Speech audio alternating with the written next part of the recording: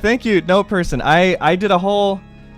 Shoot. Alright, so I did a monologue, and you didn't hear any of it because the mic was not on, and because I was looking at all my other stuff, I didn't even realize that the mic was off. I'm surprised I have anybody even here.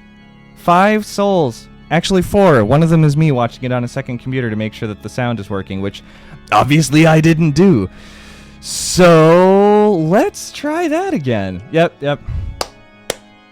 Everybody clap. I have to fix this in the highlights now. We're gonna skip all of that and pretend that it went smoothly. Yeah, no, I'm glad I looked. I was like, should I take a chance to look at the chat? Nah, I better check. So, great. Well, this was calculated from the start. This was just to give an opportunity to all the Anons who wanted to tune in. I know that everyone wants to catch the beginning, so I didn't want anybody to miss anything. So, you're welcome. Take 2. Okay, so, let me turn the... Fuck it, I'll just leave this on. Alright. Welcome, boys and ghouls, implying girls, to Strange Stories, an evening of weird tales and otherworldly fables. This is Pony Me Bro, inviting you to join me on the other side of that ethereal chasm, that yawning gulf betwixt the mind and the heart, reason and insanity, a single destination reached by many paths, fear, horror, and mind-numbing terror.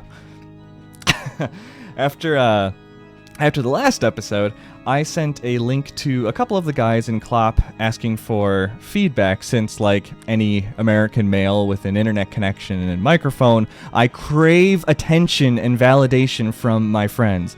One of them told me that the sound quality was absolute garbage, and the other told me I read too fast. So, 1 tub of ice cream and $150 later, I became the proud new owner of a Focusrite audio interface, which allows me to use a proper microphone rather than the cheap headset I'd been relying on previously. This will help with commentating during cup games and doing any related hype projects as well, so I'm excited about that. I had a lot of fun last time. I think a couple of you joined us for the first episode. Thank you for coming again tonight. And it got me wondering what it is about these stories, these kind of stories, that appeals to me right now of all times. I have a huge backlog of books I've been meaning to read going back a decade, maybe more, but for some reason I zeroed in on Clark Ashton Smith's writing, which I discovered fairly recently.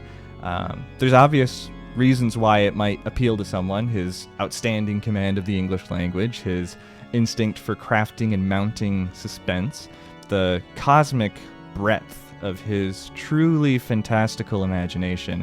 But I don't think any of those are it for me. As a new father, I think the appeal lies in reading about ordinary people stumbling into extraordinary environments and situations, in vicariously experiencing that shrinking feeling that comes from contrasting the finite scope of your own mortal being with the eternal and elemental forces that populate the world. I can't say that I have any experience dealing with old gods that slumber in the far reaches of space, cradling elder stars, but looking into the eyes of a child that is at once so small and yet infinitely greater than you, I can't help but think that on some level the feeling is similar. It's a big world, and we are tiny specks swimming in it. I can relate to that. Speaking of which, my daughter is joining us tonight since she wouldn't let Mrs. Bro sleep, so hopefully this will all work out. I may have to take a break and run her into the other room if she starts to fuss. You can probably hear her swing, which you wouldn't be able to if I was using the headset, so you're welcome for that as well. With that, we have some great stories lined up for tonight. We are returning to Volume 1 of Smith's Collected Fantasies. I'd hoped to have a guest reader tonight, but sadly for us all, you're stuck with me once again. First, we'll explore the abominations of Yondo, followed by a reading of Sadastor, then introduce ourselves to the 9th skeleton, and finally make our peace with 13 phantasms. As always, if you'd like to make a drinking game of tonight's proceedings, you are invited to drink whenever I yawn, which I have a terrible habit of doing when reading out loud. Hard mode, whenever you hear a word you don't know the meaning of. Ordinarily, I would take a break and look up a word like that, since I encounter them constantly reading these stories, which were published in the 30s and 40s when people's educations meant something. I will not be doing that tonight, but you're invited to do so yourself. That said, we'll start with the abominations of Yondo. The sand of the desert of Yondo is not as the sand of other deserts, for Yondo lies nearest of all to the world's rim, and strange winds blowing from a gulf no astronomer may hope to fathom have sown its ruinous fields with the grey dust of corroding planets, the black ashes of extinguished suns. The dark, orb-like mountains which rise from its pitted and wrinkled plain are not all its own, for some are fallen asteroids half buried in that abysmal sand. Things have crept in from nether space, whose incursion is forbid by the watchful gods of all proper and well-ordered lands, but there are no such gods in Yondo, where live the hoary genii of stars abolished, and decrepit demons left homeless by the destruction of antiquated hells. It was noon of a vernal day when I came forth from that interminable cactus forest in which the inquisitors of Ong had left me, and saw at my feet the grey beginnings of Yondo. I repeat it. It was noon of a vernal day, but in that fantastic wood I had found no token or memory of spring, and the swollen, fulvous, dying, and half-rotten growths through which I had pushed my way were like no other cacti, but bore shapes of abomination scarcely to be described. The very air was heavy with stagnant odors of decay, and leprous lichens mottled the black soil and russet vegetation with increasing frequency. Pale green vipers lifted their heads from prostrate cactus bowls and watched me with eyes of bright ochre that had no lids or pupils. These things had disquieted me for hours past, and I did not like the monstrous fungi with hueless stems and nodding heads of poisonous mauve, which grew from the sodden lips of fetid tarns, and the sinister ripples spreading and fading on the yellow water at my approach, were not reassuring to one whose nerves were still taut from unmentionable tortures. Then, when even the blotched and sickly cacti became more sparse and stunted, and rills of ashen sand crept in among them, I began to suspect how great was the hatred my heresy had aroused in the priests of Ong, and to guess the ultimate malignancy of their vengeance. I will not detail the indiscretions which had led me, a careless stranger from far-off lands, into the power of those dreadful magicians and mystriarchs who served the lion-headed Ong. These indiscretions, and the particulars of my arrest, are painful to remember, and least of all do I like to remember the racks of dragon guts strewn with powdered adamant, on which men are stretched naked, or that unlit room with 6-inch windows near the sill, where bloated corpse worms crawled in by hundreds from a neighboring catacomb. Sufficient to say that after expending the resources of their frightful fantasy, my inquisitors had borne me blindfolded on camelback for incomputable hours to leave me at morning twilight in that sinister forest.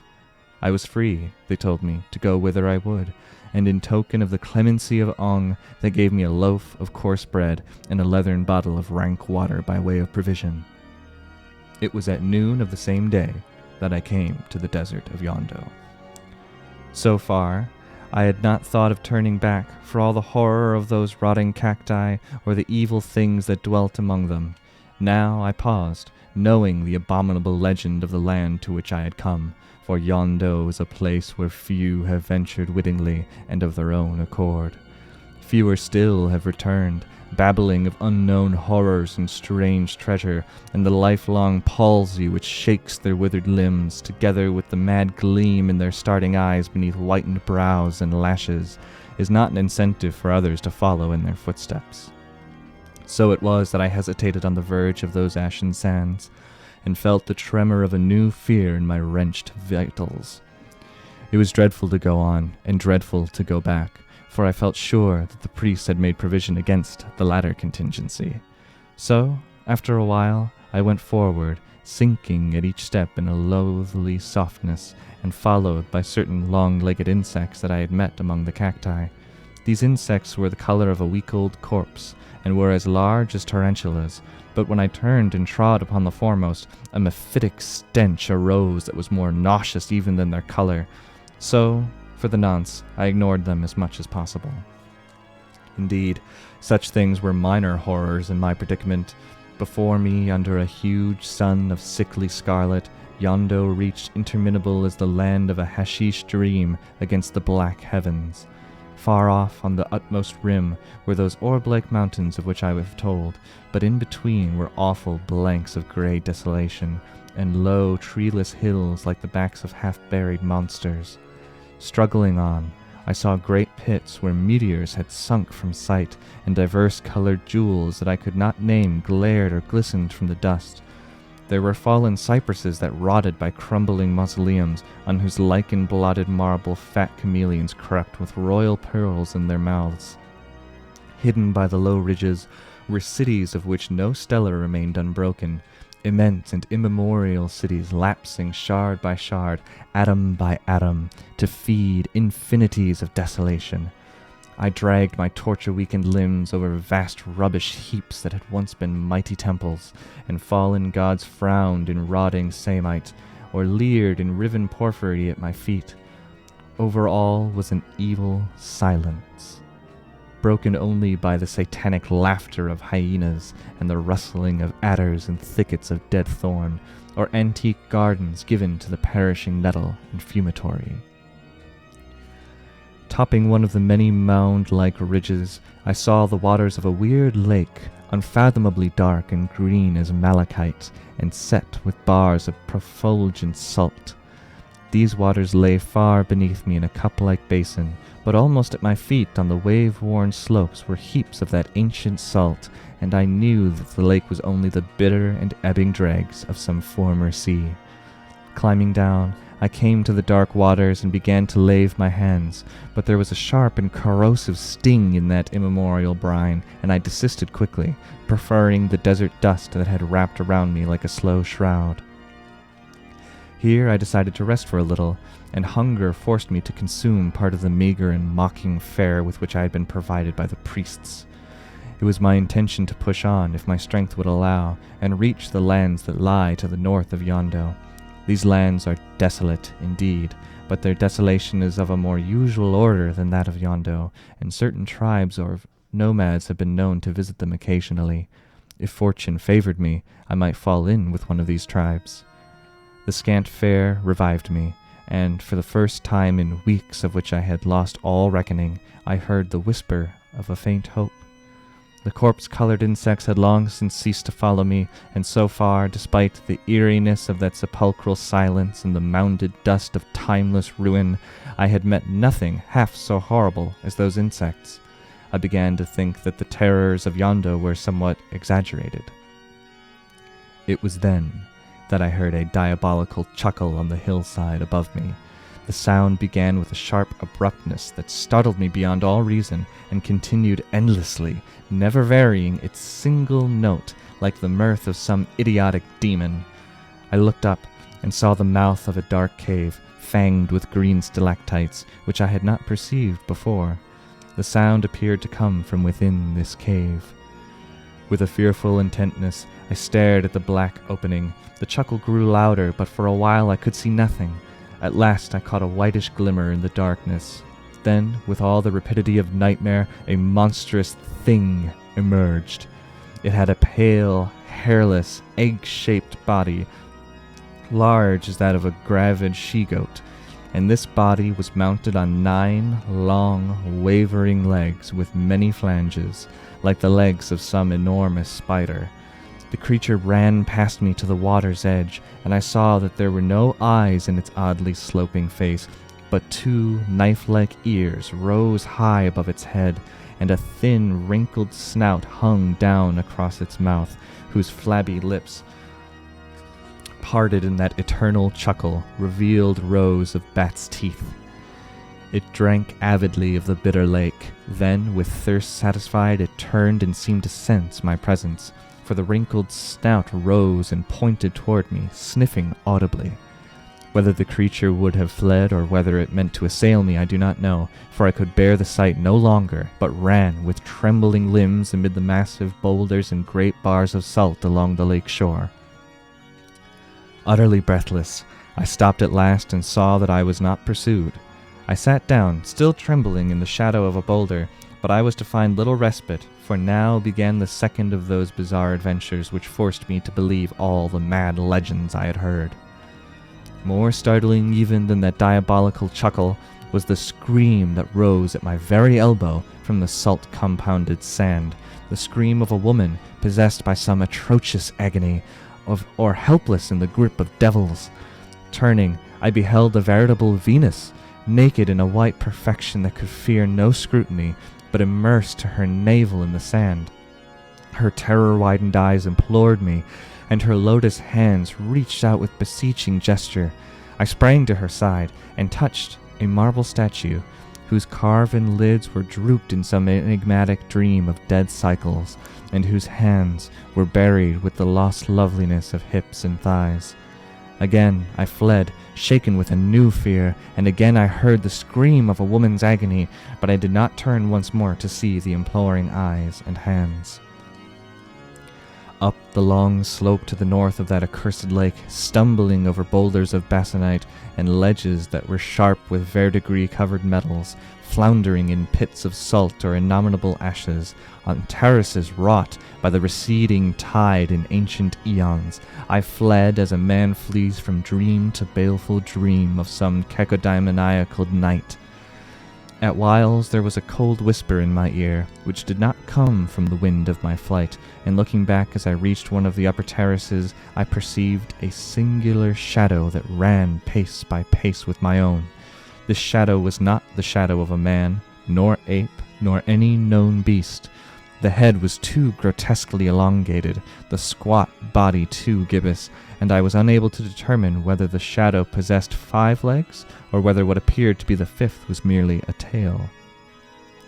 Terror lent me new strength, and I had reached the hilltop when I dared to look back again, but still the fantastic shadow kept pace by pace with mine, and now I caught a curious and utterly sickening odor, foul as the odor of bats who have hung in a carnal house amid the mold of corruption.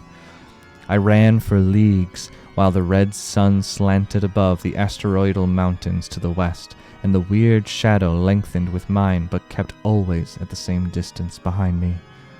An hour before sunset, I came to a circle of small pillars that rose miraculously unbroken amid ruins that were like a vast pile of potsherds.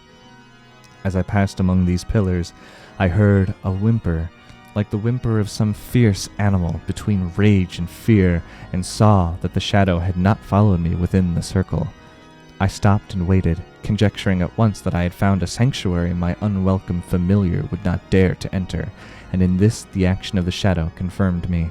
The thing hesitated, then ran about the circle of columns, pausing often between them, and whimpering all the while, at last went away and disappeared in the desert toward the setting sun. For a full half-hour I did not dare to move.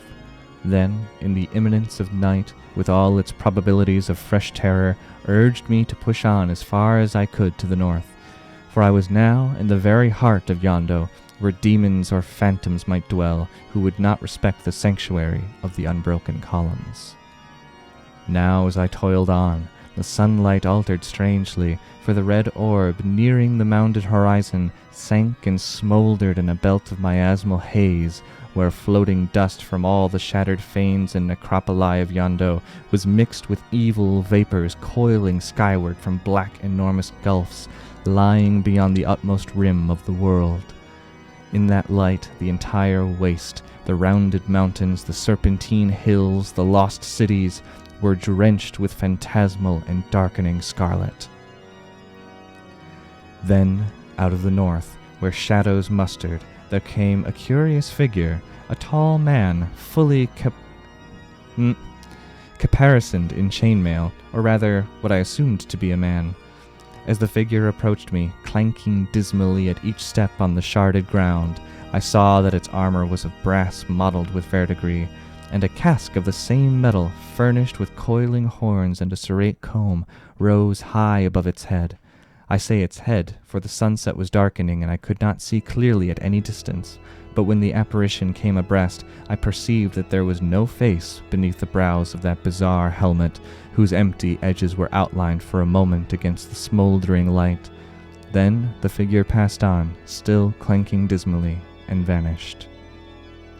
But on its heels, ere the sunset faded, there came a second apparition, striding with incredible strides, and halting when it loomed almost upon me in the red twilight, the monstrous mummy of some ancient king, still crowned with untarnished gold, but turning to my gaze a visage that more than time or the worm had wasted. Broken swathings flapped about the skeleton legs, and above the crown that was set with sapphires and ballast rubies, a black something swayed and nodded horribly. But for an instant I did not dream what it was. Then in its middle, two oblique and scarlet eyes opened and glowed like hellish coals, and two ophidian fangs glittered in an ape-like mouth. A squat, furless, shapeless head on a neck of disproportionate extent leaned unspeakably down and whispered in the mummy's ear. Then, with one stride, the titanic lich took half the distance between us, and from out the folds of the tattered cere cloth a gaunt arm arose, and fleshless, taloned fingers laden with glowering gems reached out and fumbled for my throat. Back through eons of madness and dread, in a prone, precipitate flight, I ran from those fumbling fingers that hung always on the dusk behind me. Back forever, unthinking, unhesitating, to all the abominations I had left, back in the thickening twilight toward the nameless and sharded ruins, the haunted lake, the forest of evil cacti, and the cruel and cynical inquisitors of Ong, who waited my return.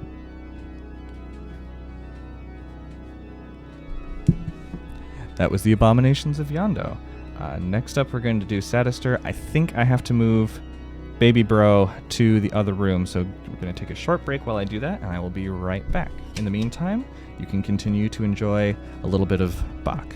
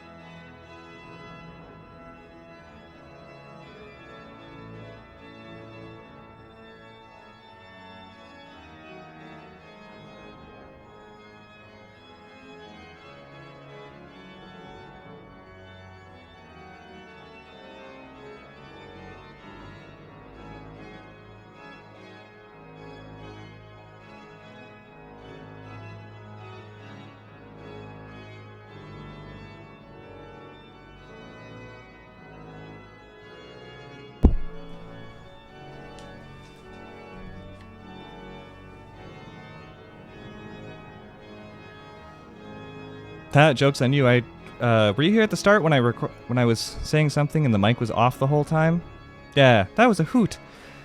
All right, give me a second to get some water and catch up, and then we will start the second story.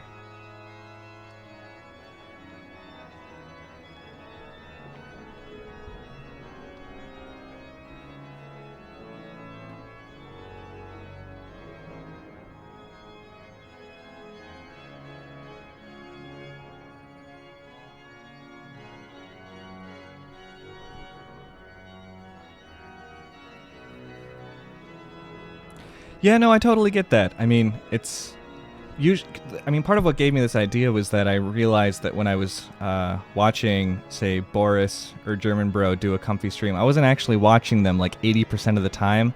I was just listening to them while I did something else that just didn't require any kind of thought or attention, like, I don't know, Free Cell or Minesweeper or something else, just to occupy my frontal brain while I was listening to them. And then I realized that half the time I wasn't even listening to them, I just had them on in the background, and that was where the comfy was. So I don't really play games outside of testing for MLP for the most part, so I thought, what can I do for a stream? I can read something and people can listen to that, sort of like I listen to Boris and German Bro. And so it only makes sense that people listening aren't actually paying attention, which I promise I don't take personally. Although it is, to your detriment, you're missing out on some fantastic fiction if you're not actually following along. So thank you, note person, for actually doing that. All right. The next story is a little bit shorter, so if any of you are falling asleep and you're not sure if you can make it through another one, this is actually pretty quick. It is called Sadistor. Listen. For this is the tale that was told to a fair Limia by the demon Carnardus, as they sat together on the top of Mofi above the sources of the Nile, in those years when the Sphinx was young.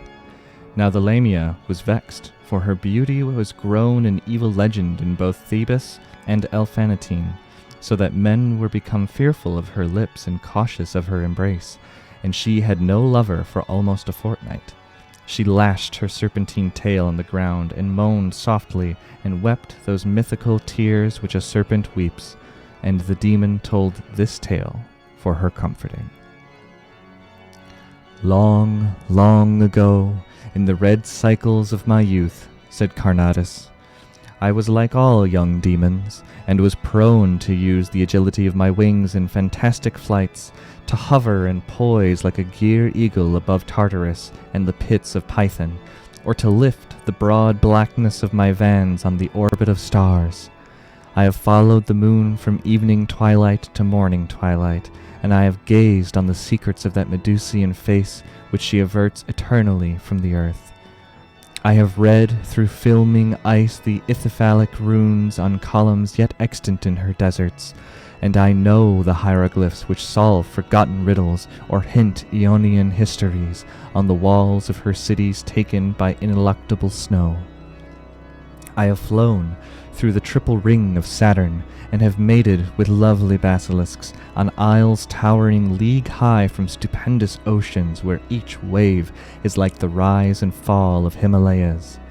I have dared the clouds of Jupiter and the black and freezing abysses of Neptune, which are crowned with eternal starlight, and I have sailed beyond to incommensurable suns, compared with which the sun that thou knowest is a corpse candle in a stinted vault. There, in tremendous planets, I have furled my flight on the terraced mountains, large as fallen asteroids, where, with 1,000 names and 1,000 images, undreamt of evil is served and worshipped in unsurmisable ways. Or, perched in the flesh-colored lips of columnar blossoms, whose perfume was an ecstasy of incommunicable dreams, I have mocked the wiving monsters and have lured their females that sang and fawned at the base of my hiding-place.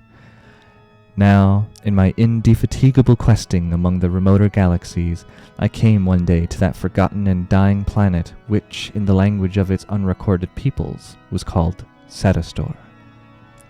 Immense and drear and grey beneath a waning sun, far fissured with enormous chasms, and covered from pole to pole with the never-ebbing tides of the desert sand, it hung in space without moon or satellite, an abomination and a token of doom to fairer and younger worlds. Checking the speed of my interstellar flight, I followed its equator with a poised and level wing above the peaks of cyclopean volcanoes and bare terrific ridges of elder hills, and deserts pale with the ghastliness of salt that were manifestly the beds of former oceans. In the very center of one of these ocean beds, beyond sight of the mountains that formed its primeval shoreline, and leagues below their level, I found a vast and winding valley that plunged even deeplier into the abysses of this dreadful world. It was walled with perpendicular cliffs and buttresses and pinnacles of a rusty red stone that were fretted into a million bizarrely sinister forms by the sinking of the olden seas. I flew slowly among these cliffs as they wound ever downward in tortuous spirals for mile on mile of utter and irredeemable desolation, and the light grew dimmer above me as ledge on ledge and battlement on battlement of that strange red stone upreared themselves between my wings and the heavens. Here, when I rounded a sudden turn of that precipice in the profoundest depth where the rays of the sun fell only for a brief while at noon, and the rocks were purple with everlasting shadow, I found a pool of dark green water, the last remnant of the former ocean, ebbing still amid steep, insuperable walls. And from this pool there cried a voice, in accents that were subtly sweet as the mortal wine of the mandragora, and faint as the murmuring of shells. And the voice said, "Pause and remain, I pray, and tell me who thou art, who comest thus to the accursed solitude wherein I die." Then, pausing on the brink of the pool, I peered into its gulf of shadow and saw the pallid glimmering of a female form that upreared itself from the waters, and the form was that of a siren, with hair the color of ocean kelp, and beryline eyes, and a dolphin-shapen tail. And I said to her, "I am the demon Carnadus, but who art thou, who lingerest thus in this ultimate pit of abomination in the depth of a dying world?" She answered, "I am a siren, and my name is Lispial, of the seas wherein I swam and sported at leisure many centuries ago, and whose gallant mariners I drew to an enchanted death on the shores of my disastrous isle. There remains only this fallen pool. Alas! For the pool dwindles daily, and when it is wholly gone, I, too, must perish." She began to weep, and her briny tears fell down and were added to the briny waters. Fain would I have comforted her, and I said, "Weep not, for I will lift thee upon my wings and bear thee to some newer world, where the sky-blue waters of abounding seas are shattered to intricate webs of wanest foam, on low shores that are green and aureate with pristine spring. There, perchance for eons, thou shalt have thine abode, and galleys with painted oars and great barges purpureal sailed shall be drawn upon thy rocks in the red light of sunsets domed with storm, and shall mingle the crash of their figured prows with the sweet sorcery of thy mortal singing."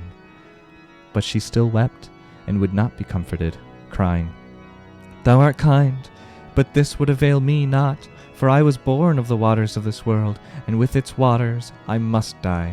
Alas!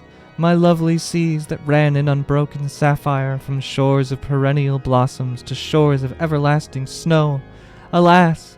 The sea winds, with their mingled perfumes of brine and weed, and scents of ocean flowers and flowers of the land, and far-blown exotic balsams! Alas! The quinquiriums of cycle-ended wars, and the heavy-laden argosies with sails and cordage of byssus that plied between barbaric isles with their cargoes of topaz and garnet-colored wines, and jade and ivory idols, and the antique summers that now are less than legend!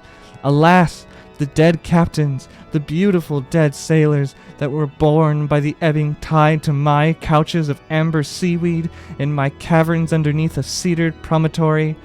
Alas! The kisses that I laid on their cold, hueless lips, on their sealed marmorian eyelids." And sorrow and pity seized me at her words, for I knew what she spoke, the lamentable truth, that her doom was in the lessening of the bitter waters. So, after many proffered condolences, no less vague than vain, I bade her a melancholy farewell, and flew heavily away between the spiral cliffs where I had come, and clomb the somber skies till the world's saddest hour was only a darkling mote far down in space. But the tragic shadow of the siren's fate and her sorrow lay grievously upon me for hours, and only in the kisses of a beautiful, fierce vampire in a far-off and young and exuberant world was I able to forget it. And I tell thee now the tale thereof, that haply thou mayest be consoled by the contemplation of a plight that was infinitely more dolorous and irremediable than thine own. Yes, she was born by the ebon tide. That's what I took away from that one too. That's a relatable story, you know? I mean, anytime you're feeling down on yourself, I mean, it does help some. I don't know that it helps me in particular. Well, no, that's not true. It does help me to think about how much worse things could be, you know, and how much worse things are for other people. And that's really what it's about. I mean, that's where the best science fiction and fantasy really lies, is in talking about those really mundane human topics while presenting them, you know, sort of with the tapestries of fantastical imagery that accompanies such genre stories. Moving on, the third of our series of 4 tales tonight should be a crowd favorite, considering all the meme-loving faggots in the audience. The 9th Skeleton. It was beneath the immaculate blue of a morning in April that I set out to keep my appointment with Guinevere.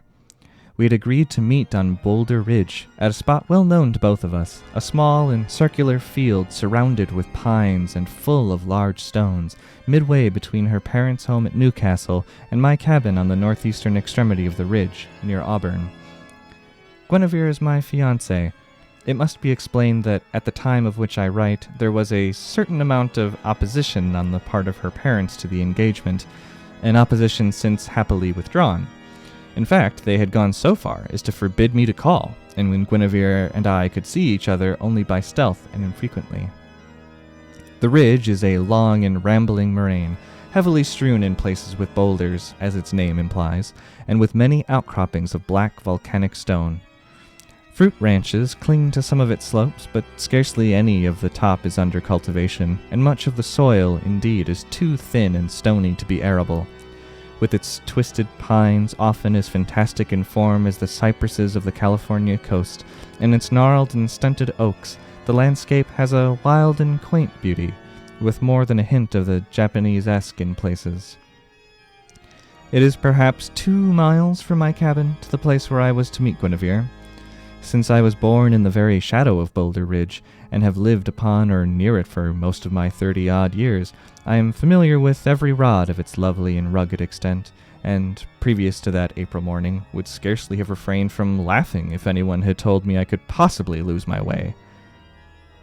Since then, well, I assure you, I should not feel inclined to laugh.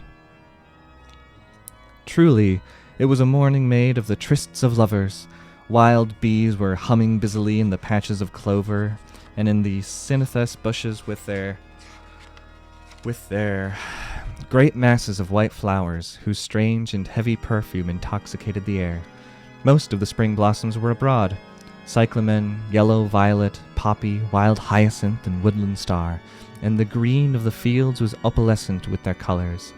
Between the emerald of the buckeyes, the gray-green of the pines, the golden and dark and bluish greens of the oaks, I caught glimpses of the snow-white Sierras to the east, and the faint blue of the Coast Range to the west, beyond the pale and lilac levels of the Sacramento Valley.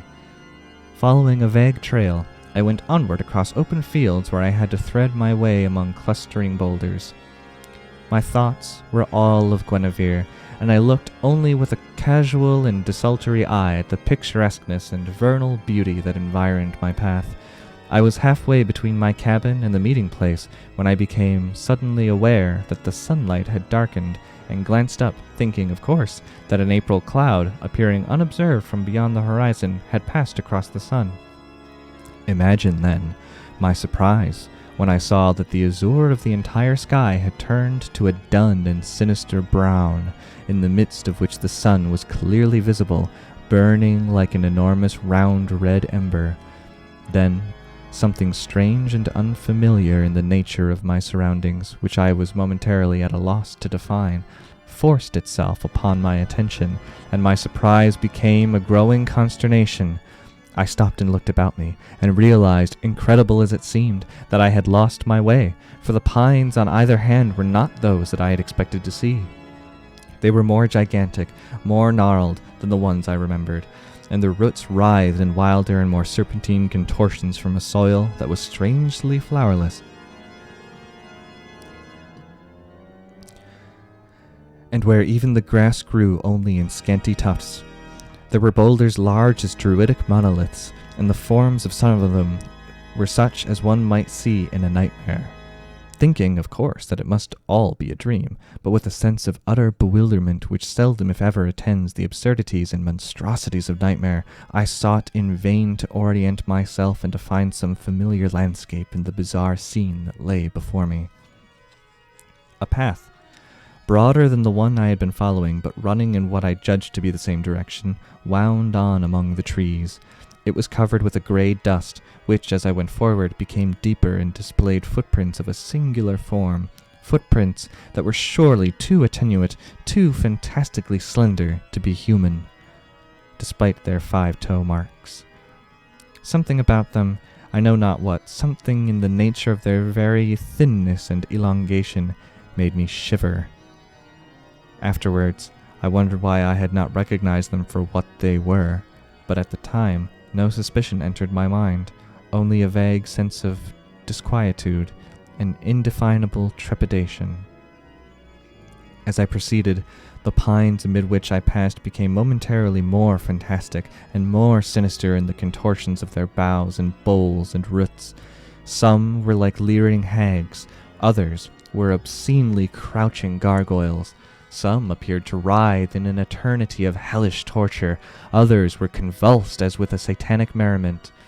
All the while, the sky continued to darken slowly, the dun and dismal brown that I had first perceived turning through almost imperceptible changes of tone to a dead, funereal purple, wherein the sun smoldered like a moon that had risen from a bath of blood.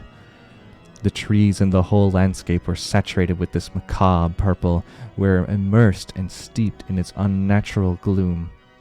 Only the rocks, as I went on, grew strangely paler, and their forms were somehow suggestive of headstones, of tombs and monuments. Beside the trail there was no longer the green of vernal grass, only an earth mottled by drying algae and tiny lichens the color of verdigris. Also, there were patches of evil-looking fungi with stems of a leprous pallor and blackish heads that drooped and nodded loathsomely. The sky had now grown so dark that the whole scene took on a semi-nocturnal aspect and made me think of a doomed world in the twilight of a dying sun. All was airless and silent. There were no birds, no insects, no sighing of the pines, no lisping of leaves, a baleful and preternatural silence, like the silence of the infinite void. The trees became denser, then dwindled, and I came to a circular field. Here, there was no mistaking the nature of the monolithal boulders. They were headstones and funeral monuments, but so enormously ancient that the letterings or figures upon them were well nigh effaced, and the few characters that I could distinguish were not of any known language. About them there was the hoariness and mystery and terror of incomputable eld. It was hard to believe that life and death could be as old as they. The trees around them were inconceivably gnarled and bowed as with an almost equal burden of years. The sense of awful antiquity that these stones and pines all served to convey increased the oppression of my bewilderment, confirmed my disquietude. Nor was I reassured when I noticed on the soft earth about the headstones a number of those attenuate footprints of which I have already spoken. They were disposed in a fashion that was truly singular, seeming to depart from and return to the vicinity of each stone. Now, for the first time, I heard a sound other than the sound of my own footfalls in the silence of this macabre scene.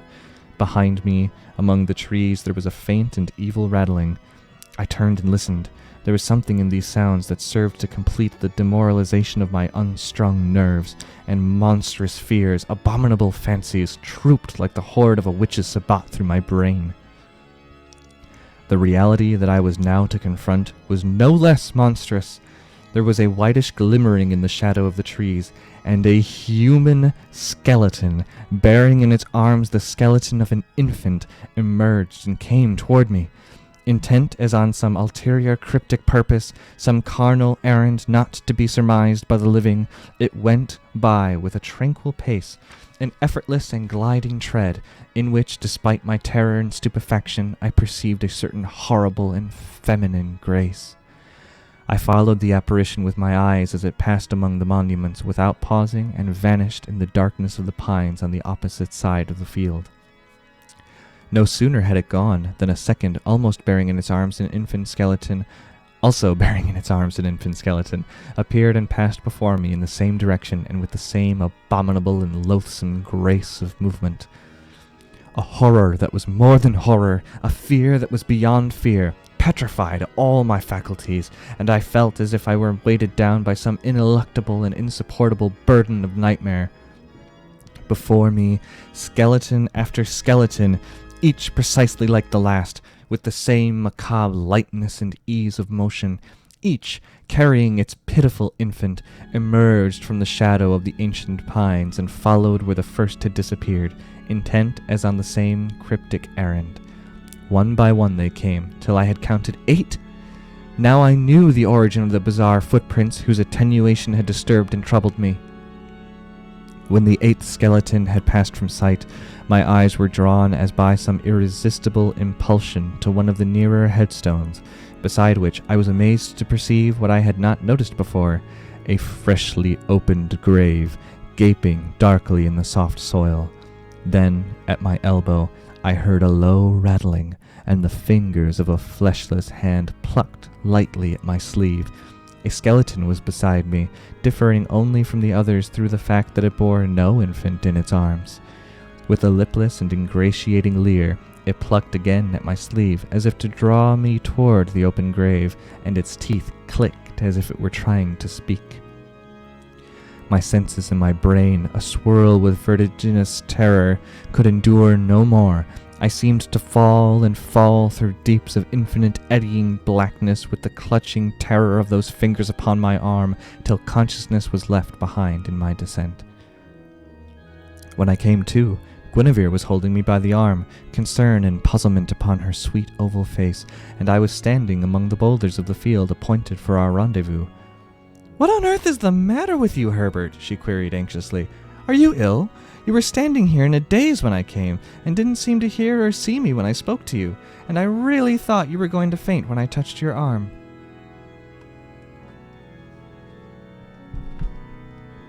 That was the 9th skeleton. Were you spooked when a skeleton popped out? It happened a couple times. Oh man, reading these, sometimes I get, chills, and when it plucked at his sleeve, it was too much for me. I almost couldn't finish the story, but I hung in there. For you. I'm gonna get some more water, and then we will read the last of our stories this evening, 13 Phantasms.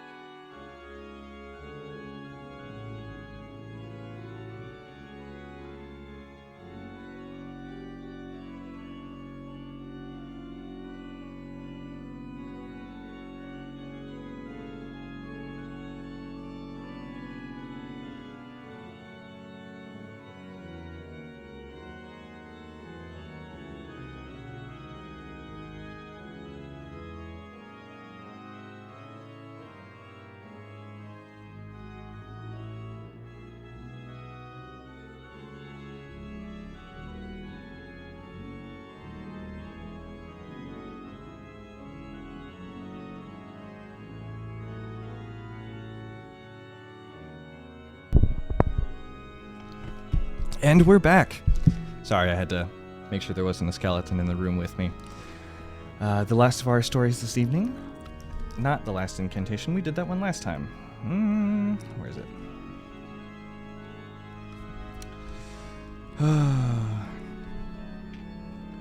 53.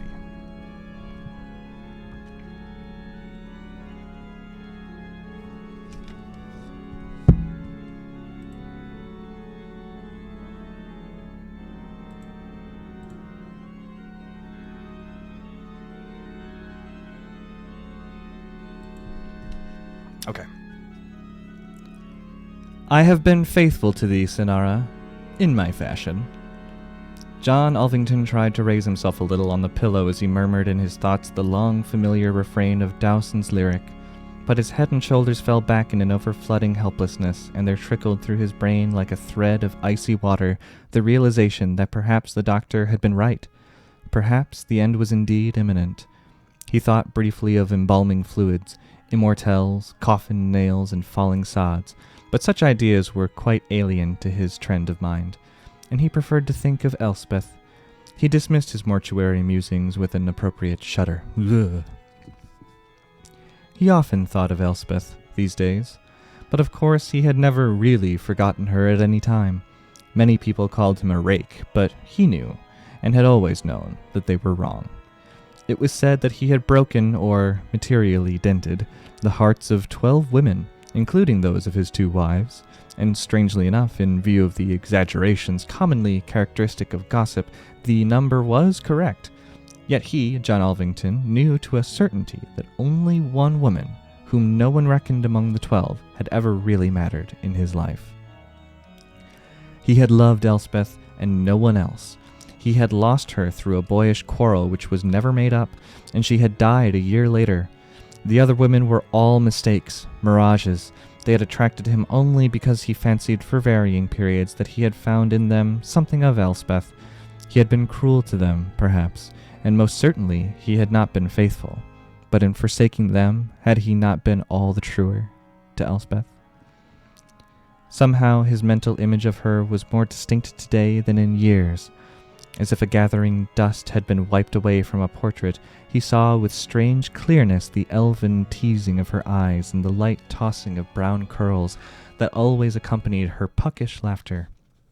She was tall, unexpectedly tall for so fairy-like a person, but all the more admirable thereby, and he had never liked any but tall women.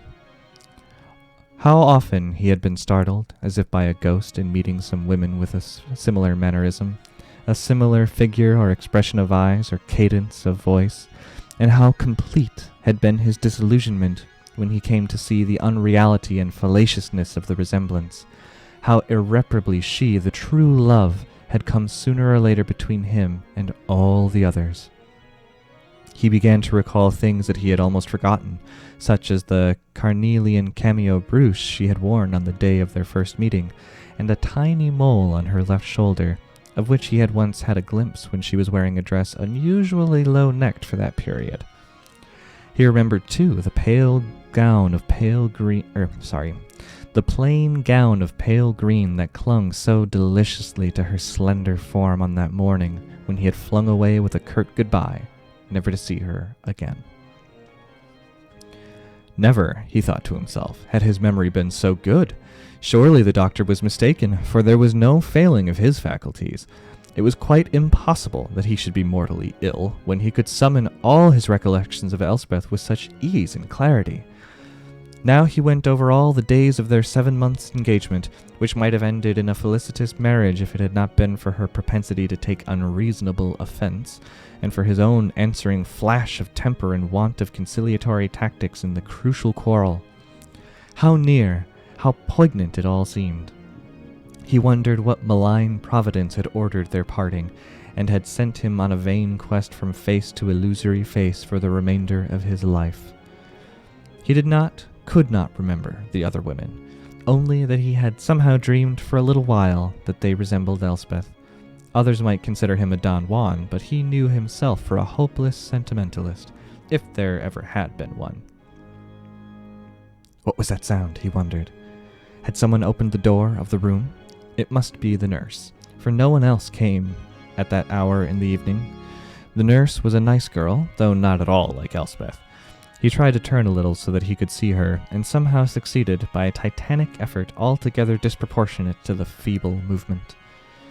It was not the nurse after all, for she was always dressed in immaculate white befitting her profession.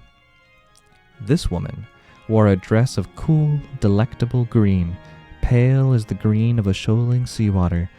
He could not see her face, for she stood with back turned to the bed, but there was something oddly familiar in that dress, something that he could not quite remember at first.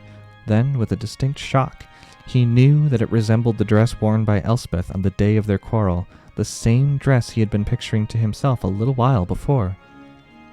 No one ever wore a gown of that length and style nowadays. Who on earth could it be? There was a queer familiarity about her figure, too, for she was quite tall and slender. The woman turned, and John Alvington saw that it was Elspeth, the very Elspeth from whom he had parted with a bitter farewell, and who had died without ever permitting him to see her again. Yet how could it be Elspeth, when she had been dead so long? Then, by a swift transition of logic, how could she have ever died, since she was here before him now? It seemed so infinitely preferable to believe that she still lived, and he wanted so much to speak to her, but his voice failed him when he tried to utter her name. Now he thought that he heard the door open again, and became aware that another woman stood in the shadows behind Elspeth. She came forward, and he observed that she wore a green dress identical in every detail with that worn by his beloved. She lifted her head, and the face was that of Elspeth, with the same teasing eyes and whimsical mouth. But how could there be two Elspeths? In profound bewilderment, he tried to accustom himself to the bizarre idea, and even as he wrestled with a problem so unaccountable, a third figure in pale green, followed by a fourth and a fifth, came in and stood beside the first two. Nor were these the last, for others entered one by one till the room was filled with women, all of whom wore the raiment and the semblance of his dead sweetheart. None of them uttered a word, but all looked at Alvington with a gaze in which he now seemed to discern a deeper mockery than the elven tantalizing he had once found in the eyes of Elspeth. He lay very still, fighting with a dark, terrible perplexity. How could there be such a multitude of Elspeths when he could remember knowing only one? And how many were there, anyway? Something prompted him to count them, and he found that there were 13 of the spectres in green. And having ascertained this fact, he was struck by something familiar about the number. Didn't people say that he had broken the hearts of 13 women? Or was the total only 12? Anyway, if you counted Elspeth herself, who had really broken his heart, there would be 13. Now all the women began to toss their curly heads in a manner he recalled so well, and all of them laughed with a light and puckish laughter. Could they be laughing at him? Elspeth had often done that, but he had loved her devotedly nevertheless. All at once, he began to feel uncertain about the precise number of figures that filled this room. It seemed to him at one moment that there were more than he had counted, and then that there were fewer. He wondered which one among them was the true Elspeth, for after all he felt sure that there had never been a second, only a series of women apparently resembling her, who were not really like her at all when you came to know them. Finally, as he tried to count and scrutinize the thronging faces, all of them grew dim and confused and indistinct, and he half forgot what he was trying to do. Which one was Elspeth? Or had there ever been a real Elspeth? He was not sure of anything at the last, when oblivion came, and he passed to that realm in which there are neither women, nor phantoms, nor love, nor numerical problems.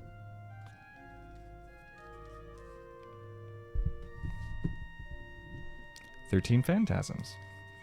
Thank you guys once again for joining me for a evening of spooky and strange stories. I'm going to try and do these weekly if possible. A lot of it depends on little bro and how she's sleeping, since I can't really do these during the day, and night is definitely preferable. But it's a lot of fun. I'm thinking there's a lot of stories in here. I know that I'll be reading more of them. I don't know if I'm going to continue with this particular book next time, or if I'll be doing stories from a different author. It might depend on whether or not I can get a guest to come and do some reading with me, so I guess we'll just have to see.